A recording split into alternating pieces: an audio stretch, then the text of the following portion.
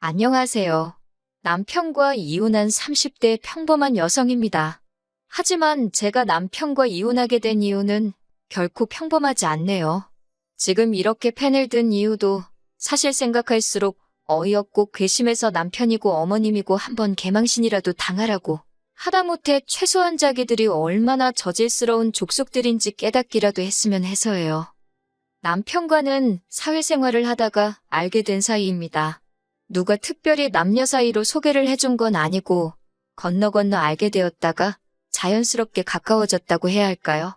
그렇게 대략 4, 5년을 알고 지내다가 우연한 기회로 연인 사이까지 발전했네요. 이후로 2년간 연애를 하곤 결혼까지 하게 되었지요. 사실 저는 매사에 좀 심드렁한 편이에요. 원래는 이 정도까지는 아니었는데 어머니를 잃고 나서 성격이 바뀌었어요. 아버지는 제가 아주 어렸을 때 진작에 돌아가셨고요. 사고로 돌아가신 아버지에 대한 기억은 사실 거의 없습니다. 얼굴도 기억나지 않는 아버지다 보니 그리워할 것도 없었고요. 그래도 어머니가 넘치는 사랑을 주셔서 기죽지 않고 잘할 수 있었네요. 하지만 그런 어머니께서도 제가 대학에 들어가고 얼마 지나지 않아 세상을 떠나셨어요. 아마 아버지의 빈자리까지 채워주시려고 남들 하는 고생을 2배, 3배로 하셨던 탓이었겠지요. 그리고 그날은 유난히 화창한 날이었는데 어머니 얼굴색은 그렇지 못했습니다. 저는 어머니의 평소보다 훨씬 피곤해 보이는 모습에 걱정이 되어 병원에 가보시라 했지요. 사실 저희 어머니가 당신 건강에 있어서는 자부심도 엄청나셨고 고집도 한 고집 하셨거든요. 그런데 그때는 당신도 뭔가 이상하다 느끼셨는지 제 이야기를 듣곤 바로 병원에 가시대요. 그리고 며칠 뒤 어머님께선 유방암 말기 진단을 받으셨습니다.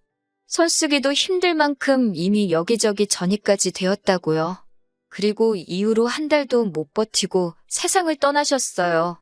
갑자기 생각지도 못한 상황이 눈앞에 닥치니까 하늘이 무너진 것처럼 슬프고 괴롭고 그런 어머니의 상태를 진작에 알아채지 못한 제 자신이 너무 원망스럽대요. 게다가 이제 어디서 뭐부터 시작해야 할지도 모르겠더군요. 저희 어머니는 3남 2녀 중 맞으셨는데 맞이이자 딸이라는 이유로 큰 희생을 강요당하셨습니다.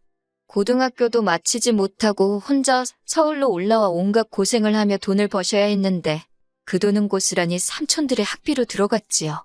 그러다 저희 아버지를 만나 간신히 가정을 이루셨던 건데 아버지는 하루아침에 세상을 떠나셨으니 저희 어머니 팔자도 참으로 박복하네요.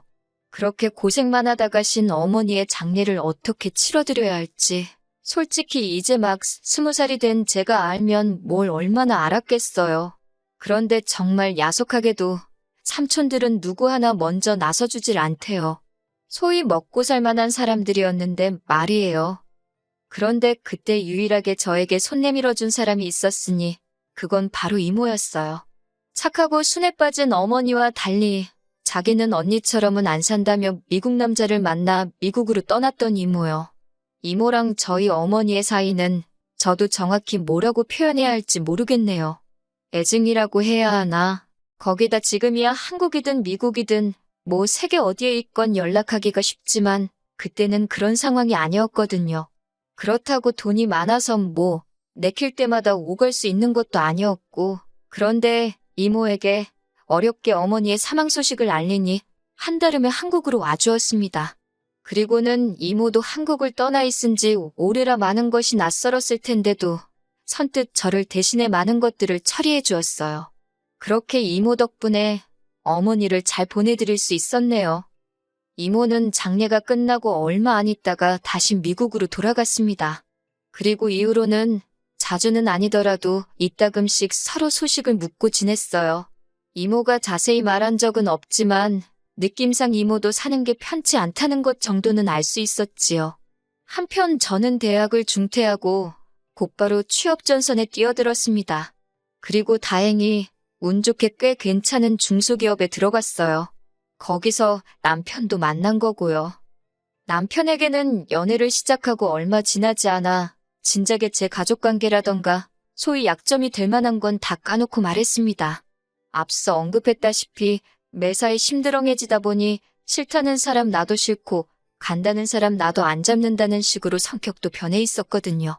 그런데 다행이라고 해야 할지 제 이야기를 들은 남편이 저더러 힘들었겠다며 이제 자기가 저에게 힘이 되어주고 싶답니다. 상투적인 표현이긴 했지만 그때만큼은 진심처럼 들렸고 믿고 싶었던 게 사실이에요. 처음 시댁에 인사를 드리러 갔을 때 남편이 어머님께 어느 정도 제 사정을 미리 설명해 놓은 덕분에 크게 난처한 일은 없었어요. 어머님께서 특별히 인자하거나 따뜻하게 맞아주신 건 아니지만 사람마다 표현하는 게 다르잖아요. 성격 자체가 무뚝뚝하신 분이구나 그렇게 생각했지요. 그리고 이것도 다행이라고 해야 할지 재산이라고 하기도 뭐하지만 제 경제적 사정이나 남편 사정이나 별반 차이가 없었어요. 어머님 아버님은 집 한 채 갖고 계신 거랑 최소한의 노후 준비만 되어 있는 상황이라 달리 저희에게 도움을 주실 여유가 없으셨고요. 그래서 자의반타의반으로 반반 결혼을 하게 되었는데 솔직히 이 정도면 제가 많이 처지는 결혼이란 생각이 들진 않았지요. 그런데 이것도 지금에서야 돌이켜 생각해보니 제 착각이었던 모양입니다. 그 일이 있기 전까지 짧다면 짧고 길다면 길었던 제 결혼 생활을 돌이켜보자면 솔직히 녹록지만은 않았어요. 나중에 애라도 태어나면 어머님이 봐주신다 하시니 그렇다고 제가 달리 맡길 친정이 있는 것도 아니고 시댁 근처에 집을 얻으라는데 싫다 할 만한 명분이 없었습니다. 어차피 신혼은 1년만 즐기고 아이를 가질 계획이기도 했으니 좋은 게 좋은 거다 생각하고 시댁 근처에 신혼집을 구했지요. 그런데 이후로 어머님께선 걸핏하면 아버님과 다투셨다던가 당신 집은 물건이 많아서 답답하다는 핑계를 대시며 저희 집을 찾아오셨어요. 뿐만 아니라 걸핏하면 이거 필요하다 저기 가고 싶다 하시며 돈을 말 그대로 뜯어가시기 일쑤였습니다. 여러 가지로 스트레스를 받다 보니 임신은 당연히 되지 않았고요. 결국 견디다 못한 제가 남편에게 도움을 요청해보기도 했지만 별 소용은 없었지요. 한편 결혼식을 마지막으로 이모와는 한동안 만나지 못한 채 계속해서 연락만 주고받고 있었어요. 다만 이모가 신경 쓸까 걱정되기도 하고 잘 지내는 모습만 보여주고 싶어서 시댁 근처에 살면서 받는 스트레스라던가 남편의 무신경함 같은 이야기는 꺼내지 않았네요. 그러다 지난해 봄 이모의 건강이 매우 나빠졌다는 사실을 알게 되었습니다. 처음으로 이모 입에서 한국에서 좀 쉬고 싶다는 이야기가 나왔거든요. 돌아가신 친정어머니처럼 이모도 당신 건강에 관해서는 당당하시고 고집센 분이셨기에 이모의 쉬고 싶다는 말이 예사롭게 들리지 않대요. 그리고 불길한 예감은 빗나가지 않았습니다. 한국으로 들어온 이모의 건강 상태는 말도 못하게 악화되어 있었어요. 의사 말이 먹는 것도 꽤나 부실했던 것 같다며 간신히 영양실조만 면한 상태라나요. 저는 그런 이모를 저희 집으로 모셨습니다. 저를 좋게 봐준 상사 덕분에 대부분의 업무도 집에서 처리할 수 있게 되었고요. 그리고 어떻게 들릴지 모르겠지만 이 모든 결정을 내리는 데 있어서 남편과는 상의하지 않았습니다. 어차피 남편에게 이야기하면 어머님 귀에 들어갈게 뻔했고 그렇다면 보나마나 좋은 소리는 못 들을 테니 일단 저질러 보자는 생각이었지요. 그리고 아니나 다를까 이모가 저희 집에 오기가 무섭게 어머님으로부터 불호령이 떨어졌어요. 어머님께선 저더러 이게 네 집이냐고 왜 네 마음대로 하느냐고 당신 아들이 헛수아비로 보이냐면서 당장 이모를 내보내라대요. 그 말을 듣는데 순간 울분이 치솟아서 그럼 뭐 저는 어머님 눈에 허수아비라서 그렇게 시도 때도 없이 드나드신 건가요? 열받은 저도 지지 않고 반반 결혼했으니 저한테도 절반의 권한이 있다. 어머님은 언제 저한테 물어보시고 저희 집 드나드셨냐고 따졌습니다. 그때 처음으로 어머님께 할 말은 했던 것 같아요. 아픈 이모긴 했어도 내 가족이 와 있다 생각하니 솔직히 기가 좀 사른 것도 있었지요. 어머님도 처음 보는 제 모습에 당황하셨는지 화가 한풀 꺾인 눈치였네요. 그렇다고 뭐 구박을 그만두신 건 아닙니다. 이후로도 피동피동 살이 오른 제 남편을 앞에 보면서 제가 이모한테 신경 쓰느라 남편한테 소홀해서 얼굴이 반쪽이 됐다는 소리를 아무렇지 않게 하시는 분이셨거든요. 한편 그렇게 이모와 함께 산 지 석 달이 좀 지났을 때였어요. 이모가 저한테 할 말이 있다는데 정말 얼굴이 하얗게 질려서는 말도 못하게 상태가 안 좋더라고요. 119에 연락을 하고 5분인지 10분인지 짧았지만 저에겐 연것 같던 시간을 기다리는데 이모가 저더러 혹시 당신이 잘못되면 당신 여행 가방에 노란 주머니가 있다고 꼭 저더러 그걸 챙기랍니다. 저는 그런 이모가 너무 야속해서 왜 그런 소리를 하느냐고 성질을 냈지요. 이모는 바로 중환자실로 옮겨졌고 의사 말로는 전반적으로 다 안 좋아서 어디부터 손을 써야 할지도 모르겠답니다. 마음의 준비를 하라는 의사의 말에 심장이 터질 것 같더라고요. 그래도 이제는 더 이상 20살에 아무것도 모르던 울보가 아니었으니 굳게 마음을 먹고 어떻게 이모를 잘 보내드릴 수 있을지 하나씩 준비를 시작했습니다. 그렇게 이모가 중환자실에 들어가 있은 지 일주일쯤 되던 날이었어요. 이때 저는 거의 집에는 들리지 않고 병원에서 숙식을 해결하는 정도였는데 이게 당연히 저희 어머님 눈에는 곱게 보일 리가 없었겠지요. 하지만 저도 할 말은 있습니다. 이모는 저에게 유일한 친정 식구였고 그 사실을 남편은 물론이고 어머님 아버님도 잘 알고 계셨어요. 그런데 셋 중 그 누구도 이모님 건강이 어떤지 상태는 호전되고 있는지 묻는 사람이 없었거든요. 그러니 저라고 그 와중에 집안일이며 살림이 뭐 신경 쓰이기나 했겠어요? 어머님 기분도 제 알 바가 아니었고요. 정말이지 그때 저 결혼 생활에 엄청난 회의감을 느끼고 있었네요. 그런 와중에 찾아오신 어머님은 서운하게 듣지 말라며 저한테 따끔하게 할 말이 있답니다. 그래놓고 하신다는 소리가 이모 장례는 어떻게 할 거냐고 그래요. 그래서 저는 뭐 숨기고 말고 할 것도 없이 솔직히 말했습니다. 남들보다 더 좋게는 못 해드리더라도 남들 하는 만큼은 해서 보내드릴 생각이라고요. 그랬더니 어머님이 그게 돈이 얼마가 드는 줄 알고 하는 소리냐입니다. 순간 제 귀를 의심했어요. 이 와중에 돈이라니 무슨 말씀이 하고 싶은 건가 싶어서요. 그리고 어머님은 계속해서 말을 이어가셨습니다. 저희 이모 장례식 치러주면 뭐 올 사람이나 있냐입니다. 와서 부의금 낼 사람이 몇이나 되냐고요. 장례는 원래 들어오는 부의금으로 치르는 건데 올 사람도 없는데 어쩌려고 그러냐면서 그러면서 하는 말이 그냥 화장이나 하고 간단하게 정리하랍니다. 사람이라면 저런 소리를 저렇게 거리낌 없이 할 수가 있나? 그 생각에 소름이 끼치더군요. 결국 제가 어머님더러 그딴 소리나 하실 거면 기분 나쁘니까 병원에 오지 마시라 했습니다. 부의금이고 나발이고 전 신경 안 쓴다고 제 돈으로 하면 된다고요. 그랬더니 어머님께서 부부 사이에 네 돈 내 돈이 어딨냐며 저더러 웃긴답니다.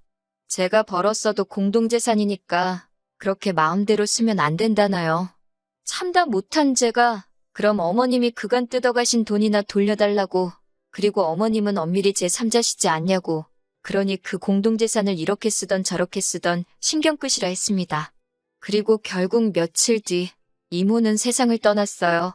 어머님 아버님은 제 행동과 언행이 괘씸했다는 이유로 장례식에 오지 않으셨지요. 남편 또한 자기가 저희 이모 장례식에 참석하면 어머님과 제 사이가 더 나빠질 거라는 말도 안 되는 핑계를 대며 얼굴만 비추고 갔고요. 이모가 이 꼴을 보면 무슨 생각을 할까? 착잡하기도 하고 분하기도 하고 여러 가지로 복잡한 심정이었네요. 그렇게 이모를 보내주고 저는 남편과 정말 크게 다퉜습니다. 남편이 먼저 저더러 장례식 비용으로 얼마나 썼냐길래 네 돈 달라고 안 하니까 묻지 말라 했거든요. 그런데 남편은 저더러 말을 그따위로 하냐며 시비를 걸었고 저는 저대로 어머님이 돈 가지고 한 소리가 있었으니 남편 질문 자체가 잘못된 거라고 응수했어요. 그러다 제가 1,000만 원 넘게 들었다 하니 남편이 저더러 미쳤답니다. 절 낳아주고 키워준 사람도 아닌데 돈이 썩어나냐고요.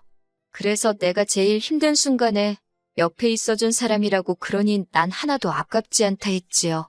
하지만 남편은 계속해서 그놈의 머리통만 이리저리 저어대며 한다는 소리가 그러면 자기도 자기 어머님 1,000만 원 드리겠답니다. 그래야 공평한 것 같다고요. 그때 그나마 정말 실오라기처럼 남아있던 정내미가 뚝 끊어지는 게 느껴졌어요. 경제학과 나왔다더니 뭘 쳐배운 건가? 별 생각이 다 들었지요. 그리고 순간 제 입에서 이혼하잔 소리가 튀어나갔습니다. 그런데 막상 뵙고 나니 아차 싶기보단 그래 진짜 이혼해야겠다. 오히려 확신이 들대요.